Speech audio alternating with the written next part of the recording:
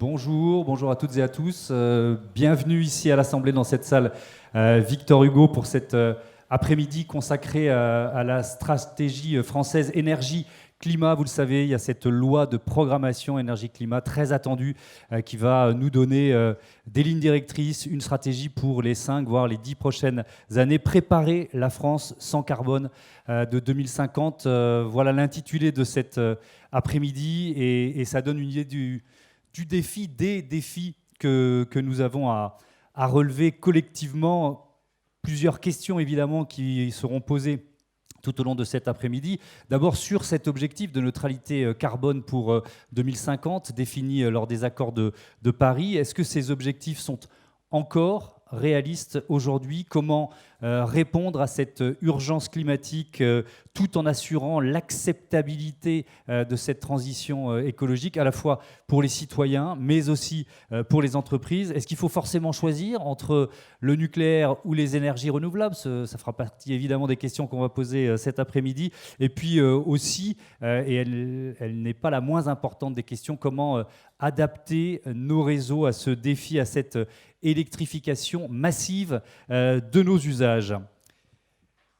Les défis, je vous l'ai dit, ils sont nombreux. Moi, je suis convaincu, il se trouve que j'anime une émission quotidienne sur une chaîne économique qui s'appelle Bismart, et donc je reçois tous les jours des chefs d'entreprise, des représentants d'entreprise, des parlementaires également, des journalistes. Certains d'entre vous sont venus, ont participé à ces émissions. Je suis convaincu que on y arrivera si on tire tous dans le même sens. Et c'est vraiment l'objectif de cet après-midi, faire en sorte que les parlementaires, que les entreprises, que les collectivités locales, que les citoyens tirent dans le même sens. Et c'est dans cet esprit que Équilibre des énergies organise ces tables rondes, ces échanges, vous allez le voir, entre parlementaires et acteurs de la société civile. Eden, présidé par Brice Lalonde, que je salue. Je salue également le directeur scientifique d'Équilibre des énergies, Jean-Pierre Ouette, et Gilles Rogers-Boudbien, qui est le secrétaire général. Merci à vous qui m'avez conseillé dans la préparation de cet après-midi de travail commun. Alors, je vous donne rapidement le programme. Il y a 3 tables rondes. Elles dureront 1 heure chacune. La première est consacrée à la production et au réseau, comment s'adapter à la neutralité carbone. Ensuite, on va vraiment se focaliser sur l'efficacité énergétique, consommer mieux pour consommer moins.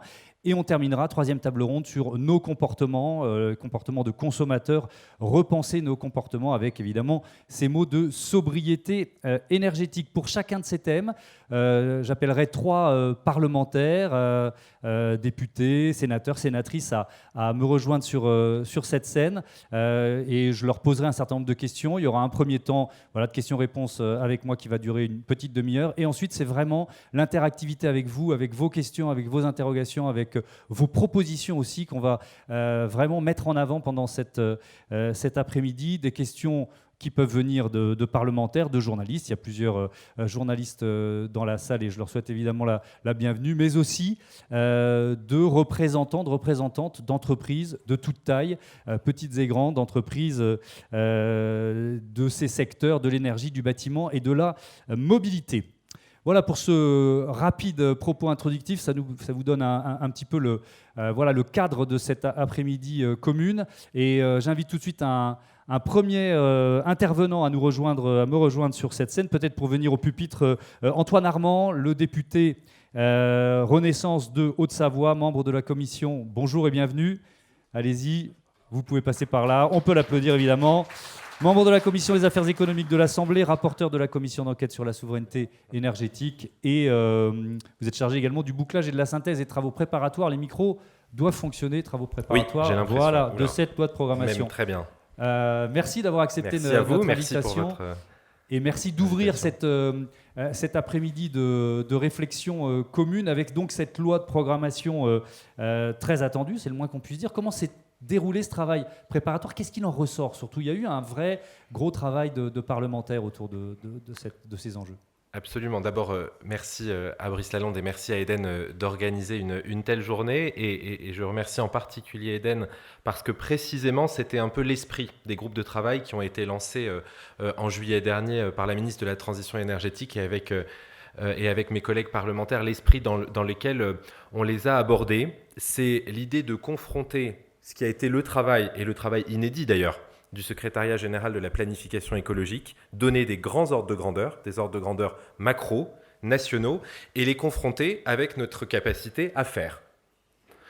Notre capacité à faire à 3 horizons au moins. L'horizon 2030, demain, à l'échelle industrielle et sociale. L'horizon 2050, évidemment, qui est celui de la neutralité carbone, et vous avez parlé des objectifs ambitieux qui sont ceux de la France et de l'Europe. Et puis aussi, et je pense à titre personnel qu'on n'en parle pas assez, l'horizon post-2050. C'est-à-dire qu'il est évidemment vital d'atteindre la neutralité carbone en 2050, mais la question qu'on doit se poser, c'est l'atteinte de la neutralité carbone en 2050 est-elle compatible avec une France industrielle post-2050 ? Et donc quel est le rythme de croisière industrielle qu'on arrive à imaginer pour que la France continue à être une puissance économique, sociale, industrielle post-2050 ? Et donc l'enjeu, ça a été de confronter ces objectifs. Et j'en prends un seul à l'horizon 2030, parce que je pense que toutes et tous le connaissent dans la salle, mais il est complètement saisissant. C'est de passer de 1800 TWh d'énergie finale consommée en France à peu près 1500, et donc d'avoir 420 TWh de consommation d'énergie fossile en moins, presque 25% de notre consommation d'énergie finale en moins, et d'avoir au moins 120 TWh d'énergie propre en plus, et ça c'est avant les scénarios un peu plus volontaristes de RTE en matière électrique. Pour le dire simplement, ce défi qui nous attend en moins de 10 ans, il a simplement jamais existé dans notre histoire énergétique récente.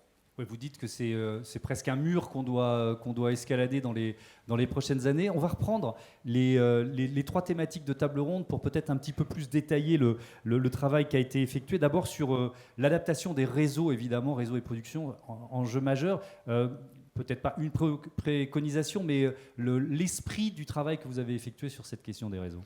L'esprit du travail qui a été effectué à la fois sur l'électricité, et j'insiste sur la chaleur, parce que je pense que toutes et tous le savent dans la salle, la chaleur est systématiquement, de moins en moins heureusement, mais systématiquement mise de côté ou prend moins de place que le fameux sacro-saint débat nucléaire, énergie renouvelable, électrique en France.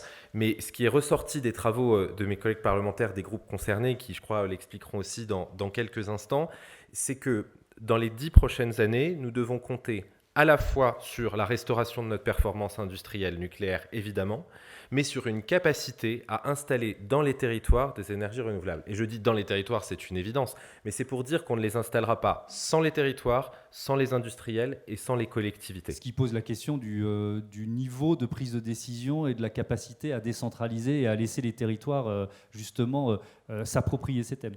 Totalement. Et on a dans la future programmation pluriannuelle de l'énergie, c'est la loi qu'il a instaurée, un outil dont il faut absolument que tous et toutes se saisissent. Ce sont, pour le jargon, les objectifs régionaux de l'énergie. C'est l'idée de dire qu'une fois qu'on aura défini au niveau national, c'est en train d'être fait une programmation, eh bien, il faut que chacun dans les régions, industriels, collectivités locales, puisse se rendre compte de ce que ça représente localement et puisse aussi nous dire si c'est possible. Autrement dit, il vaut mieux assumer qu'il y a un mur, assumer qu'aujourd'hui, en l'état, avec tout ce qui a été documenté dans tous les groupes de travail, on n'y arrive pas tout à fait, et puis chercher à combler cet écart plutôt que de se rabattre sur une forme de wishful thinking en croyant qu'on va y arriver vu d'en haut. Oui. Je disais loi de programmation pour 5 ans, mais presque plus, quoi. Ça doit donner une direction pour quoi ? Pour les deux prochaines décennies minimum ? Écoutez, je ne sais pas vous, moi j'ai rarement entendu un industriel qui raisonnait à 5 ans. Non. Et je crois aussi qu'on doit avoir le même raisonnement pour la consommation d'énergie. À la fois pour la sobriété, ma collègue Olga Givernet en parlera sûrement, évidemment pour l'efficacité aussi, et mon collègue Bruno Millienne en parlera. Je pense qu'il faut qu'on arrive à industrialiser nos raisonnements et nos process aussi sur la baisse de la consommation. La sobriété, c'est aussi des techniques de mesure, de pilotage de la consommation chez nous, dans les transports. Et l'efficacité énergétique, c'est aussi des artisans, de la formation, des matériaux, de l'industrie. Et donc, on a absolument besoin de le penser d'un point de vue territorial pour avoir une chance d'atteindre à la fois ce dont on parle quand on parle de 1,5 gigawatt installé en éolien, 5 gigawatts installés en PV par an, mais aussi ce dont on parle quand on se dit qu'on va diminuer de 25% notre consommation d'énergie finale en moins de 10 ans. L'an dernier, on a réussi collectivement à baisser notre consommation de 12%. On y reviendra dans notre troisième table ronde sur la sobriété énergétique. Il y avait un contexte qui n'est pas exactement le même qu'aujourd'hui, notamment en termes de crainte de coupure d'électricité. Pensez qu'on peut le pérenniser, cet objectif, cet effort de sobriété énergétique? Alors, c'est pas tellement une pirouette, c'est plus une conviction et je pense qu'on doit tous la partager dans la salle, mais on a du mal à le faire entendre. Non seulement on doit y arriver, mais surtout on doit tous et toutes réussir à sortir de la posture qui consiste à demander si nous sommes plutôt du côté des sobres ou si nous sommes plutôt du côté des productivistes. Comme si on avait le choix et comme si au-delà d'un plateau de télévision ou d'un débat dans l'hémicycle, il y avait une place pour faire un choix entre baisser notre consommation d'énergie et installer partout où on le peut efficacement des installations de chaleur renouvelable, des installations d'énergie renouvelable électrique et de futurs réacteurs nucléaires. Il faut partir des ordres de grandeur. Et quand on part des ordres de grandeur, on voit qu'il n'y a pas la place pour éviter la sobriété ou éviter la production massive de nouvelles sources d'énergie décarbonées. Un dernier mot, cette loi, elle est pour quand alors? Écoutez, il faut demander au gouvernement, puisque ce sera un projet de loi. Le président de la République et le gouvernement se sont engagés à ce que le projet de loi soit présenté en Conseil des ministres d'ici la fin de l'année.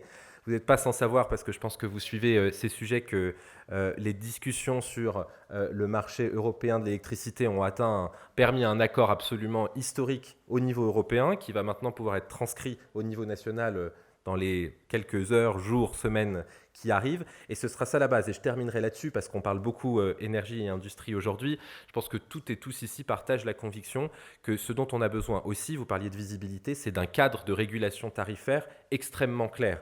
Et donc, bien sûr, être capable de décorréler les prix spot de la capacité à avoir de la vision de long terme pour les industriels, sinon il y aura juste pas d'industrie et donc pas de transition écologique dans notre pays, mais que ce cadre soit aussi accessible, simple pour les entreprises, quelle que soit leur taille. Et qu'il y ait de la place pour des contrats de long terme, pour des contrats pour différence, et puis pour de la stabilité pour les plus petites entreprises qui auront besoin, y compris pour réussir la transition écologique. Les entreprises du bâtiment, les entreprises de l'économie circulaire, qui seront indispensables pour créer la transition écologique dans les territoires. Merci beaucoup, merci Antoine Armand d'être venu présenter les résultats. Je vous laisse regagner la salle.